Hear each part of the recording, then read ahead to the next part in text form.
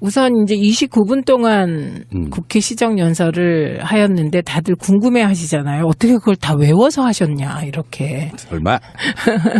그건 아마 프롬프트가 있지 않았을까 생각합니다. 당연히 있죠. 네. 네, 근데 그런 걸 떠나서 이 한 문장 한 문장이 실제로 대통령께서 다 교정교열을 보셨구나, 이런 느낌이 들더라고요. 그래서 생각해보고 이렇게 하신 것 같아요. 그래서 하나하나 다 꼼꼼하게 자신의 언어로 바꾸시려고 한 것 같고요. 왜 이렇게 이런 표현 있잖아요. 그러나 그보다 더 주목해 주시기를 바라는 것은 일자리 추경의 절박성과 시급성입니다. 이게 되게 이런 표현 자주 하세요. 네. 그러니까, 본인 네. 문재인 대통령 특유의 지문 같은 거구나. 네, 그런 거예요. 네. 그리고 이런 거죠. 그런 것이 어떻게 합니다. 이런 표현 잘하세요. 무슨 말씀하실 때 대화하다 보면. 그래서 그게 그대로 있어서 이거는 뭐 거의 늘 연설문을 직접 쓰시나 이런 생각이 들 정도의 초안을 누군가 잡겠지만 본인이 다 다시 보시는 것 같아요. 근데 이게 되게 정서적인 접근도 많이 했잖아요. 그러니까 초반에 감성적인 호소를 좀 해요. 네. 그리고 그 뒤에 이제 배경 화면, 그 PPT로 사진 같은 걸 집어넣어가지고 사람 마음을 움직이게 만드는 그 접근법으로 시작을 했습니다. 그런데 이제 국민들의 마음은 움직인 것 같은데 그 야당 의원들은 오히려 대통령께서 시정연설 하신 이후에 어제는 원내대표들이 만나서 어쨌든 추경 심의는 하자 이렇게 얘기했다고 이제 보도가 나왔는데 대통령께서 시정연설하고 가신 이후에 3당이 추경안을 반대한다는 그 메시지를 내보내는 걸 보니까 한편 참 예의 없다는 생각을 했어요. 그러게요. 대통령이 직접 다 찾아가가지고 네. 악수까지 하고 가시더만요. 네. 그런 경우는 거의 없었잖아요. 없었고요. 그리고 표현 하나하나가 뭐 부탁드린다, 뭐 한다, 뭐 거의 90도에 가까운 인사. 이거는 제가 못 보던 장면들인데 정말 예의가 없다 이런 생각이 들었고요. 그다음에 추경 자체를 반대한다 이런 게 있을 수 있나요? 내용에 대해서 이게 문제다 할 수는 있지만 추경 자체를 반대하는 게 말이 되나요? 좀 요새는 반대를 위한 반대를 하시는 것 같아요. 그러니까 반대를 하려고 보니까 이거는 문재인 대통령은 이게 재난 상황에 가깝다고 본 거고 그쪽 반대하시는 분들은 이건 재난 정도는 아니야. 추경할 정도는 아니야. 이렇게 논리를 만들어 대고 있는 거 아닐까요? 근데 지금 체감 청년 실업률이 24%. 이거는 제가 지난해에 그 성공에 대해서 강의를 했거든요. 한 학기. 예, 그 얘기해보면 똑같은 말을 해요. 주변의 청년 실업률이 뭐 10%밖에 안 된다는데 내 주변에는 반이 논다. 뭐 그런 식이거든요. 그러니까 체감 실업률은 통계청의 통계보다 훨씬 높거든요. 맞습니다. 원래 그래요. 예, 그렇고 하여간 그 공무원 늘리는 거 반대한다는 논리로 세 당이 지금 뭉치신 건데요. 지금 늘리겠다는 공무원이 소방직 공무원, 경찰 공무원, 안전 관련 공무원 숫자거든요. 그럼 언제까지 이렇게 소방직 공무원들이 열심히 일하다가 목숨을 잃는 일을 방치하겠다는 건지 정말 이해할 수가 없는 상황입니다. 그래서 나온 표현이 실업 대란을 방치할 때는 재난이 될 수도 있다. 뭐 이런 표현이 나옵니다. 네. 우리가 재난 그러면 막 지진 나고 불 나고 홍수 나고 이런 게 재난이 아니라 그런 것만 재난이 아니라 청년 실업이 이렇게 가속화되면 저희들이 다른 방송에서 이렇게 복지라든지 공약 매주 다루는 코너가 있거든요. 이제 그런 것들을 비추어 봤을 때 굉장히 심각해요. 경제 구조가 다 왜곡돼 버릴 수 있을 정도로 심각해서 이것도 재난인 거죠. 인재인 거죠, 인재. 네. 언론들의 예상은 국회에 찾아와서 지금 청문회 하고 나서 반대하고 있는 후보자들 이야기를 꺼낼 것이다 했는데 한마디도 안 꺼내고 가셨다는 거예요? 저는 그게 문재인 대통령 스타일이라고 생각합니다. 그러니까 딜하거나 이게 추경안은 추경 아니고 청문회는 청문회고 이런 것이지 제가 지금 말한 이 말투 있잖아요. 추경안은 추경 아니고 청문회는 청문회고 이런 것이지 이 표현이 닮았어 이제. 참 잘 쓰시는 표현이죠. 그러니까 그게 그런 거지. 이 딜을 해서 통으로 묶어놓고 뭐 누구 하나 낙마시키면 추경안 통과시켜주고. 저는 이건 저도 안 받아들여지는데. 그렇구나. 그러니까 그 말을 꺼내는 순간 딜의 용도가 돼버리죠. 당연하죠. 네, 그래서 저는 안 하실 거라고 생각했어요.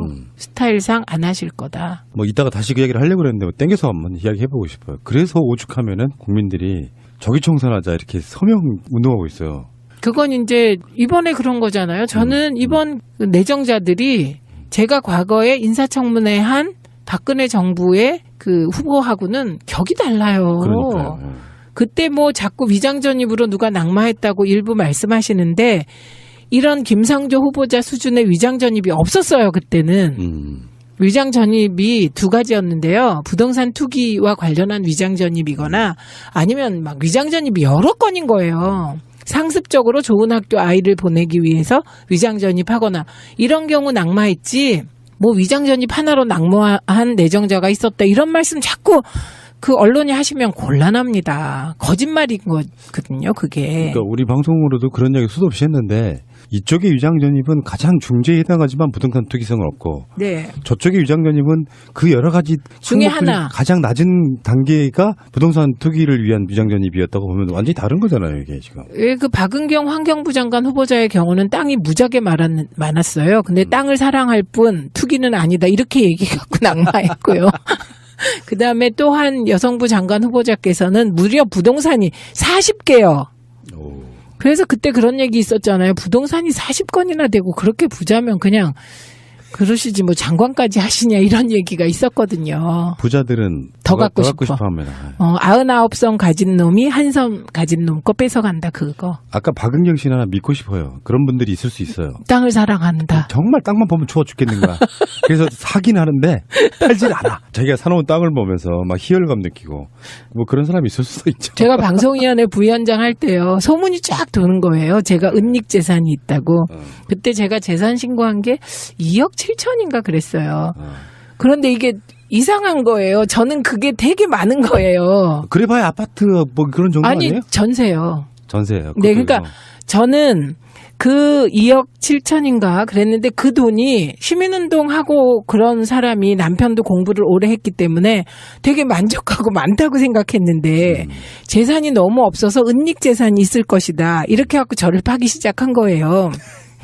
그래갖고 실제로 뭐 제가 100억대 뭐 땅 부자다 뭐 이런 소문이 나고. 그랬으면 좋겠다.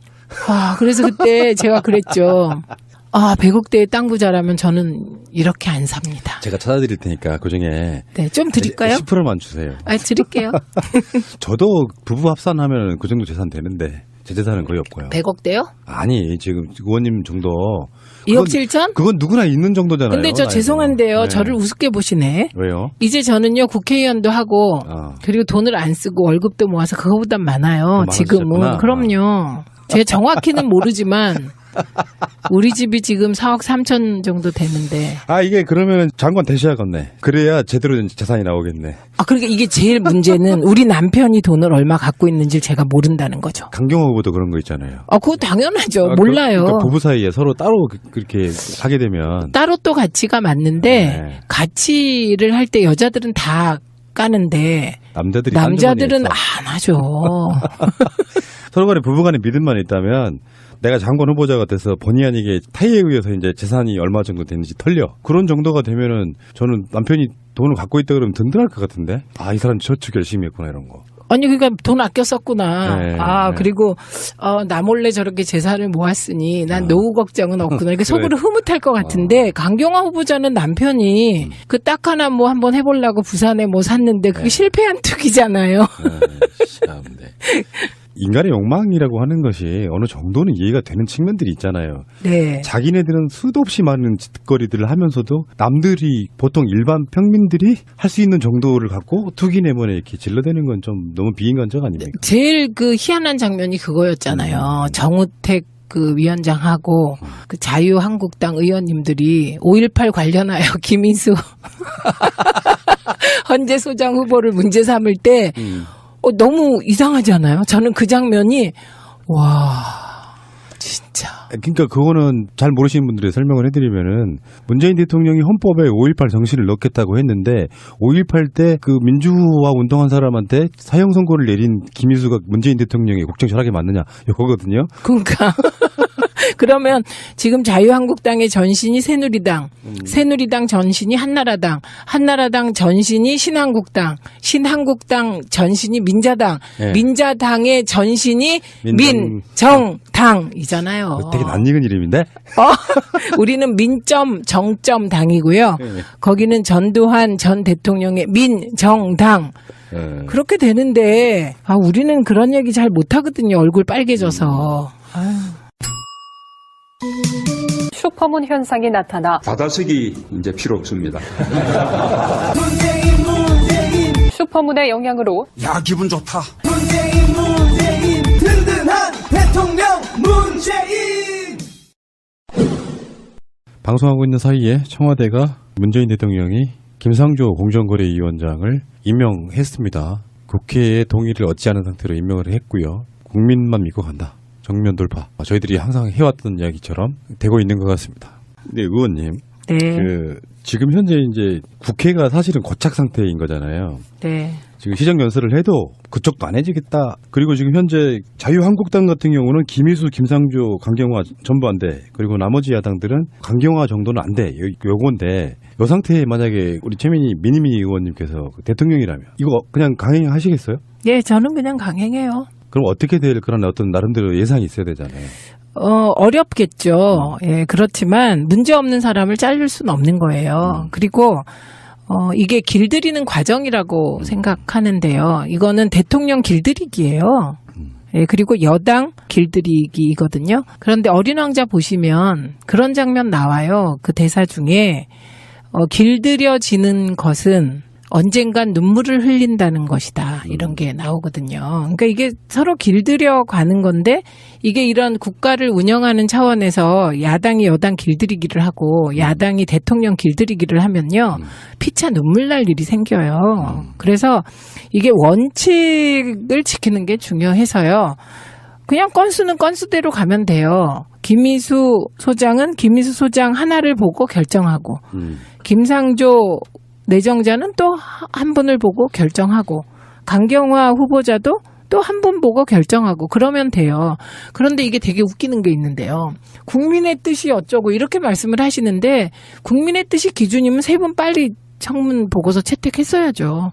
국민들은 세 분 다 뭐 적격이라고 생각하시는 분들이 훨씬 많으세요. 그거를 알아볼 수 있는 그 유일한 여론조사인데 네. 여론조사가 뭐 리얼미터나 갤럽에서 조금씩 떨어졌어요. 뭐 한 6% 떨어진 경우도 있고 2% 떨어진 경우도 있고 있는데 그 다음 주 보니까 다시 또 반등했어요. 올라가요. 그러니까 예.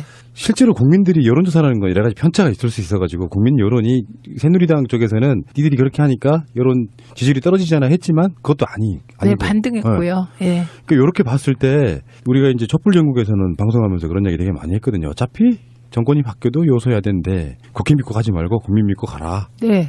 그러니까 국민들한테 이러이러한 이유로 임명을 강행하겠습니다라는 어떤 양해를 좀 구한 상태에서 임명할 가능성도 있다고 보시는 거죠. 우선 이런 거예요. 김희수, 김상조, 강경화 결정적 한방 없었다는 거 야당이 인정하잖아요. 그러면 딱 물러나야지. 다만 제가 이제 이번에 그 추경안을 보면서 와 진짜 대단하다 이렇게 생각한 부분이 뭐냐면 대개 추경안 보시면 SOC 예산이 다 들어가요. 그렇죠. 예. 그 SOC 예산이 없어요. 없다고 했어요.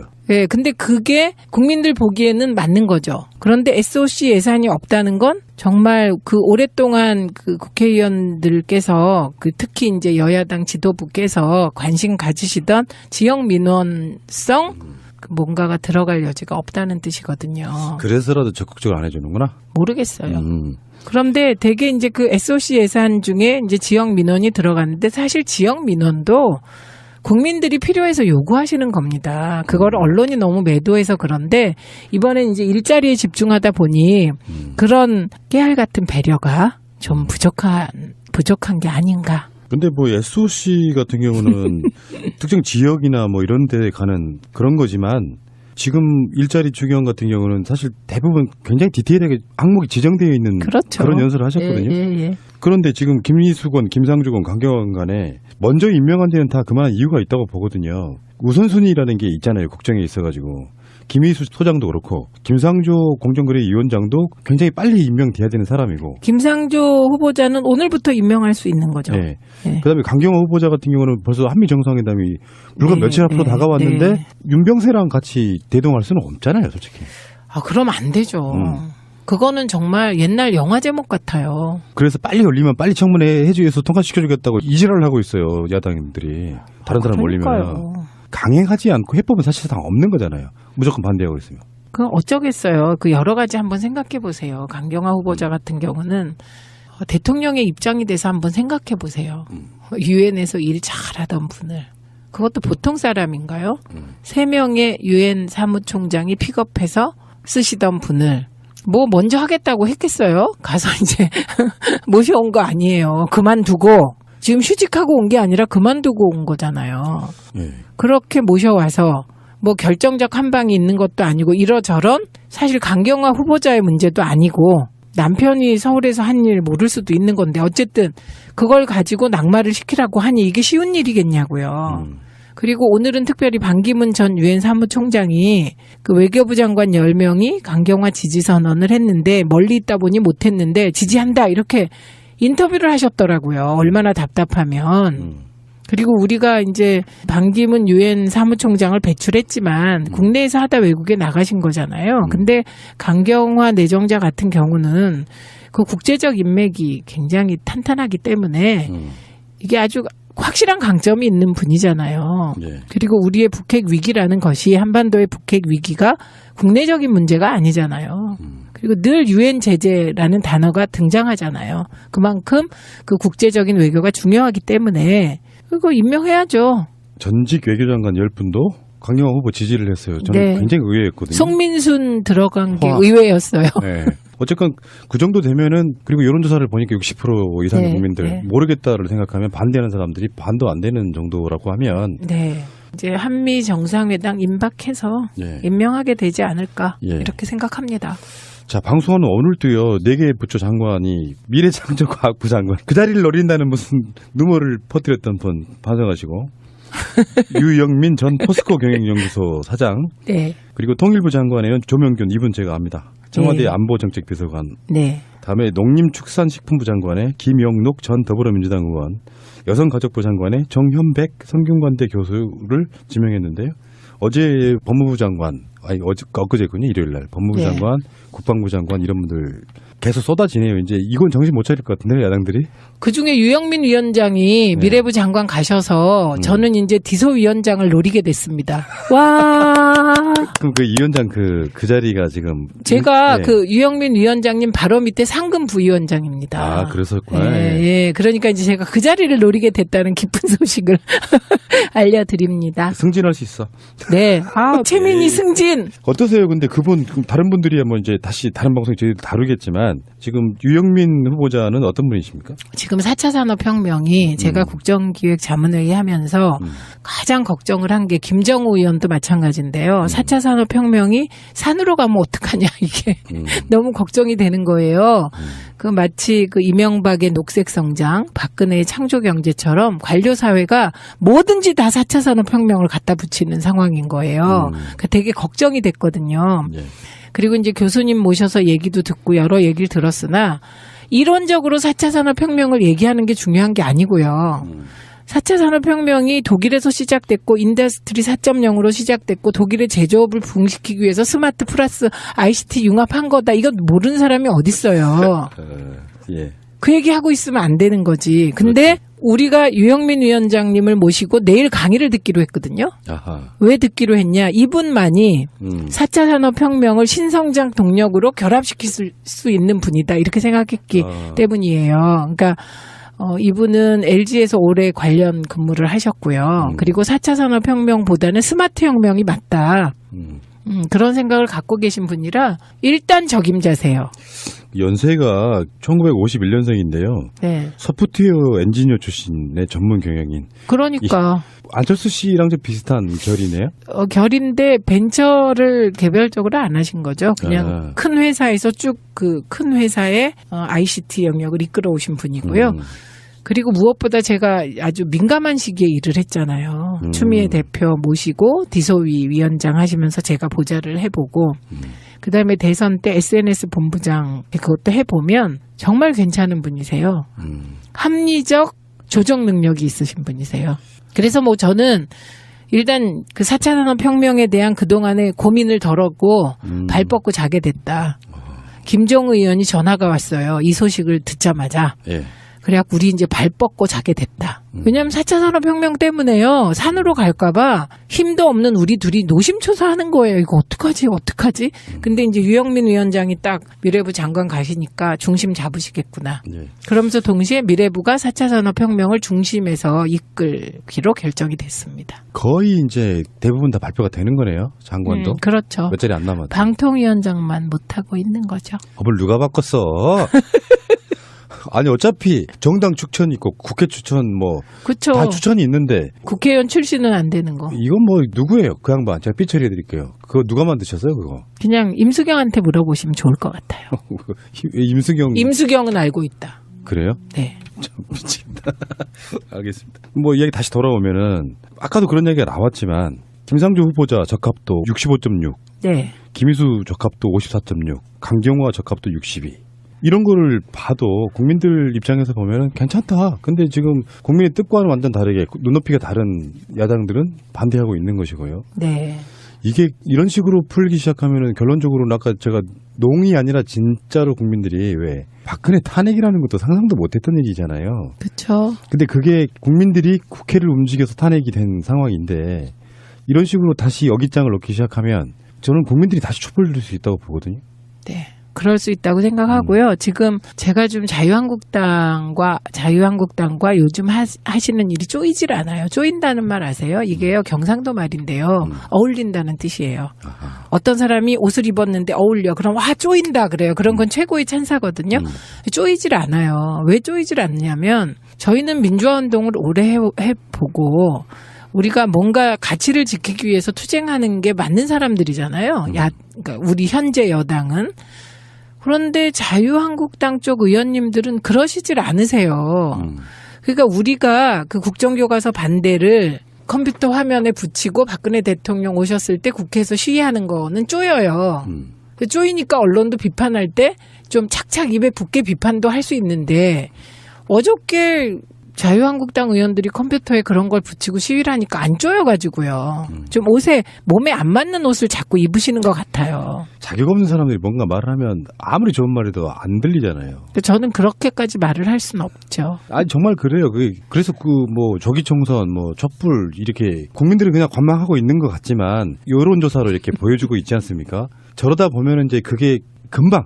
지금 내년 딱 1년 후 6월 13일 날 지방선거가 있답니다. 그럼 아예 그때 총선까지 같이? 그러니까 지방선거가 딱 1년 남은 시점에서 어느 날 갑자기 여론이 반전되거나 그러지 않고요. 본인들은 존재감 과시하고 일단은 뭐 좋게만 보더라도 그런 이유라고 하지만 실제로 국민들은 제가 이렇게 팟캐스트 하면서 굉장히 많은 철학적 사유를 냈다라고 이야기하는 이유 중에 하나가 살아오면서 가졌던 가치관들 중에 상당수가 바뀌었어요. 사람을 대하는 태도라든지 아니 잘못한 게 있으면 잘못한 게 있다고 고개 숙여서 인사하고 죄송하다고 진심으로 고백하고 바뀔 수 있는 부분이 있는데 반대를 위한 반대를 몰고 가면 정말 이 사람들은 다시는 이 땅에 발붙이지 못할 만큼 쪼그라들 수도 있다는 생각을 왜 못하는지 모르겠습니다.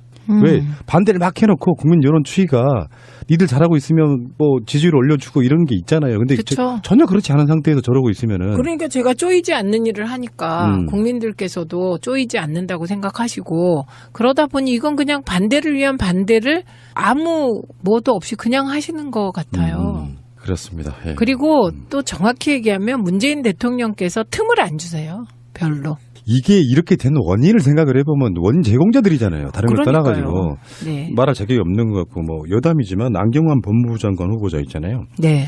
제가 개인적으로 아는 분이 그 이야기를 하시더라고요. 저 사람이면 정말 잘할 거라고. 이 양반이 연세도 좀 있으신데 그 양복에 백팩 메고 나타나서 나는 그게 양복 입고 백팩 메기 좀 그게 쉽지 않아요. 그게 뉴요커들 패션이잖아요. 원래는. 그분이 미국에 좀 계셔서. 예. 그것만 딱 보면 마인드 열려 있는 게 보여요. 권위 같은 게 없는 거죠. 그러니까 저는 그 노무현 대통령과 열린우리당 정부 그때 이게 보수 리버럴 정부라고 제가 늘 얘기를 해요.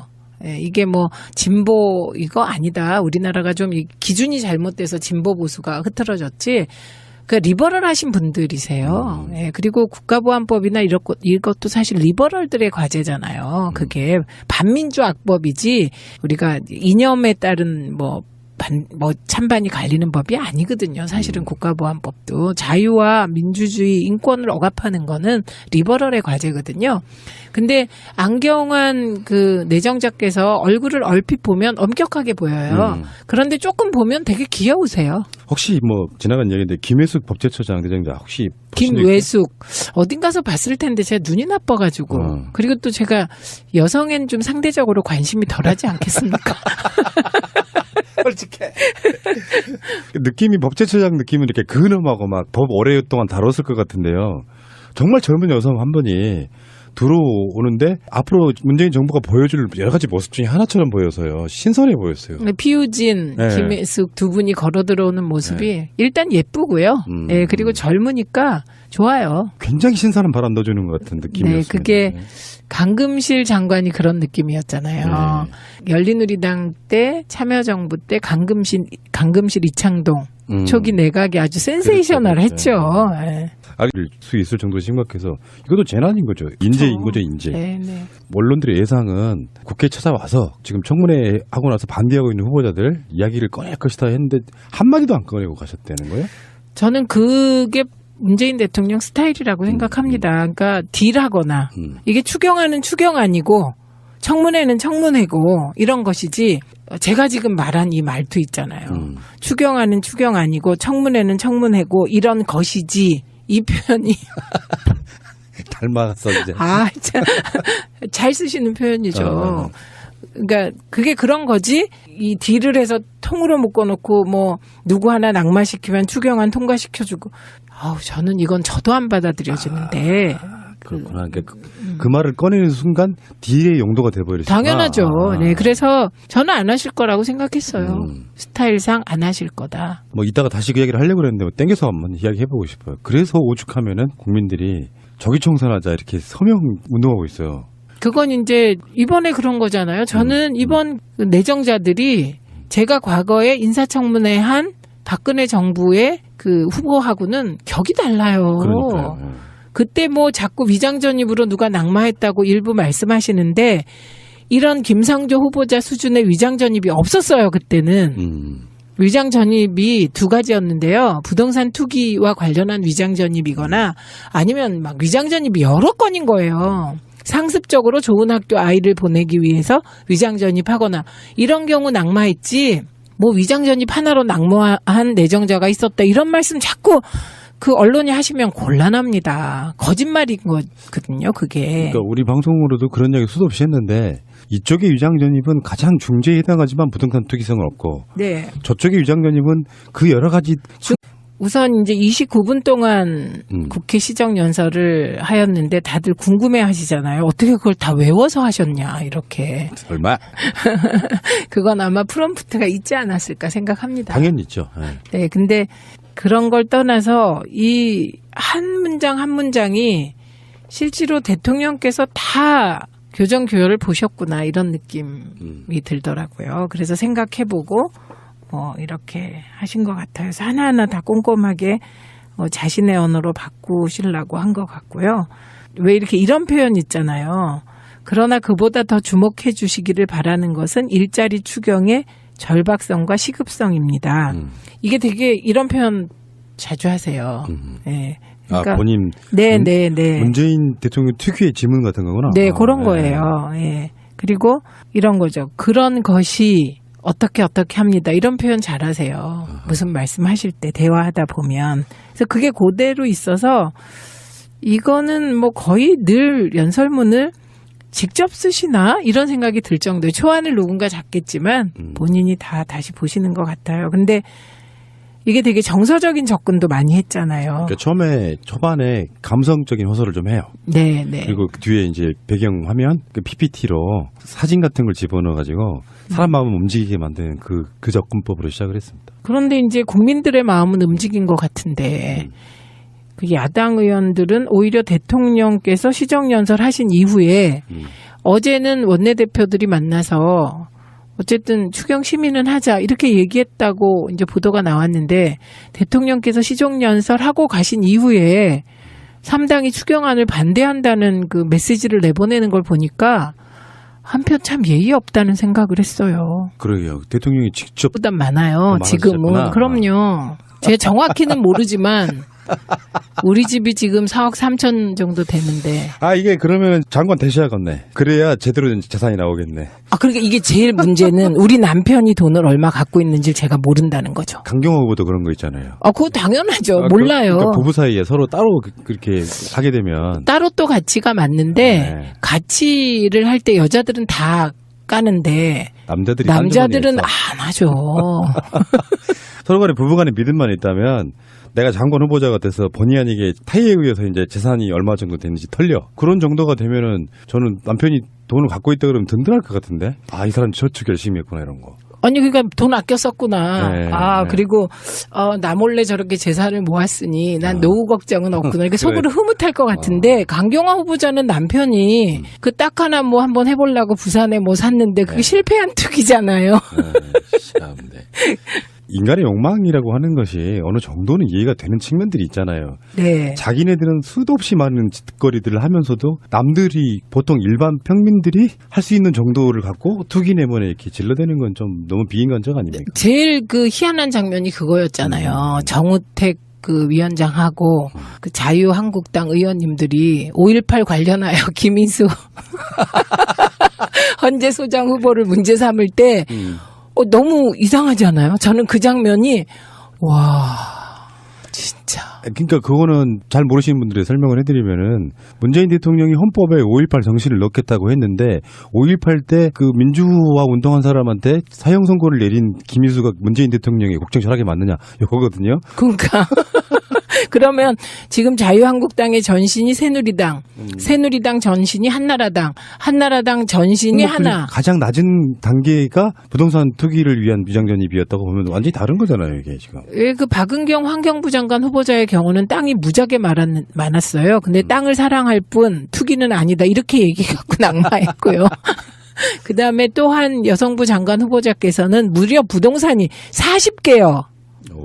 그래서 그때 그런 얘기 있었잖아요. 부동산이 40건이나 되고 그렇게 부자면 그냥 그러시지 뭐 장관까지 하시냐 이런 얘기가 있었거든요. 부자들은 더 갖고 싶어 싶어. 합니다. 99섬 가진 놈이 한 섬 가진 놈 거 뺏어간다 그거. 아까 박은경 씨는 하나 믿고 싶어요. 그런 분들이 있을 수 있어요. 땅을 사랑한다. 정말 땅만 보면 추워 죽겠는가. 그래서 사긴 하는데 팔질 않아. 자기가 사놓은 땅을 보면서 막 희열감 느끼고 뭐 그런 사람이 있을 수도 있죠. 제가 방송위원회 부위원장 할 때요. 소문이 쫙 도는 거예요. 제가 은닉 재산이 있다고. 그때 제가 재산 신고한 게 2억 7천인가 그랬어요. 그런데 이게 이상한 거예요. 저는 그게 되게 많은 거예요. 그래봐야 아파트 뭐 그런 정도 아니 아니에요? 전세요. 전세예요. 네, 그러니까 저는 그 2억 7천인가 그랬는데 그 돈이 시민운동하고 그런 사람이 남편도 공부를 오래 했기 때문에 되게 만족하고 많다고 생각했는데 재산이 너무 없어서 은닉 재산이 있을 것이다. 이렇게 해갖고 저를 파기 시작한 거예요. 그래갖고 실제로 뭐 제가 100억대 뭐 땅 부자다 뭐 이런 소문이 나고. 그랬으면 좋겠다. 그래서 그때 제가 그랬죠. 100억대의 땅 부자라면 저는 이렇게 안 삽니다. 제가 찾아드릴 테니까 그중에 네, 좀 드릴까요? 10%만 주세요. 드릴게요. 저도 부부 합산하면 그 정도 재산 되는데 제 재산은 거의 없고요. 100억대요? 아니 지금 의원님 정도 2억 7천? 그건 누구나 있는 정도잖아요. 근데 저 나이도. 죄송한데요. 네. 저를 우습게 보시네. 왜요? 이제 저는요 국회의원도 하고 그리고 돈을 안 쓰고 월급도 모아서 그거 다 찾아가가지고 네. 악수까지 하고 가시더만요. 네. 그런 경우는 거의 없었잖아요. 그거 없었고요. 그리고 표현 하나하나가 뭐 부탁드린다, 뭐 한다, 뭐 거의 90도에 가까운 인사. 이거는 제가 못 보던 장면들인데 정말 예의가 없다 이런 생각이 들었고요. 그다음에 추경 자체를 반대한다 이런 게 있을 수 있나요? 내용에 대해서 이게 문제다 할 수는 있지만 추경 자체를 반대하는 게 말이 되나요? 좀 요새는 반대를 위한 반대를 하시는 것 같아요. 그러니까 반대를 하려고 보니까 이거는 문재인 대통령은 이게 재난 상황에 가깝다고 본 거고 그쪽 반대하시는 분들은 이건 재난 정도는 아니야. 추경할 정도는 아니야. 이렇게 논리를 만들어 대고 있는 거 아닐까요? 근데 지금 체감 청년 실업률이 24%. 이거는 제가 지난해에 그 성공에 대해서 강의를 했거든요. 한 학기. 예, 그 얘기해 보면 똑같은 말을 해요. 주변의 청년 실업률이 뭐 10%밖에 안 된다는데 내 주변에는 반이 논다. 뭐 그런 식이거든요. 그러니까 체감 실업률은 통계청의 통계보다 훨씬 높거든요. 맞습니다. 원래 그래요. 예. 예, 그렇고 하여간 그 공무원 늘리는 거 반대한다는 논리로 새 당이 지금 뭉치신 건데요. 지금 늘리겠다는 공무원이 소방직 공무원, 경찰 공무원, 안전 관련 공무원 숫자거든요. 그럼 언제까지 이렇게 소방직 공무원들이 열심히 일하다가 목숨을 잃는 일을 방치하겠다는 건지 정말 이해할 수가 없는 상황입니다. 그래서 나온 표현이 실업 대란을 방치할 때는 재난이 될 수도 있다. 뭐 이런 표현이 나옵니다. 네. 우리가 재난 그러면 막 지진 나고 불 나고 홍수 나고 이런 게 재난이 아니라 그런 것만 재난이 아니라 청년 실업이 이렇게 가속화되면 저희들이 다른 방송에서 이렇게 복지라든지 공약 매주 다루는 코너가 있거든요. 이제 그런 것들을 비추어 봤을 때 굉장히 심각해요. 경제 구조가 다 왜곡돼 버려.